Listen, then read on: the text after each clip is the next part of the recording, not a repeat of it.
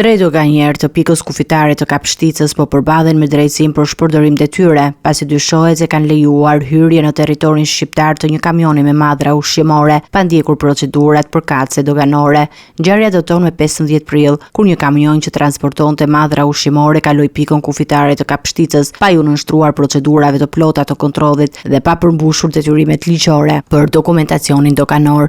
Sipas dyshimeve të ngritura nga hetimet, dokumentet që shoqëronin ngarkesën rezultuan të jenë të falsifikuara, çka ka ngritur pikpyetje serioze mbi rolin dhe përgjegjësitë e zyrtarëve të përfshirë. Në pranga apo në hetim janë vendosur punonjës të kësaj pike doganore, Vafsi Toska, Rion Goshdari dhe Angela Elezi, të cilët akuzohen se kanë lejuar në mënyrë të qëllimshme kalimin e ngarkesës pa kryer verifikimet ligjore të domosdoshme.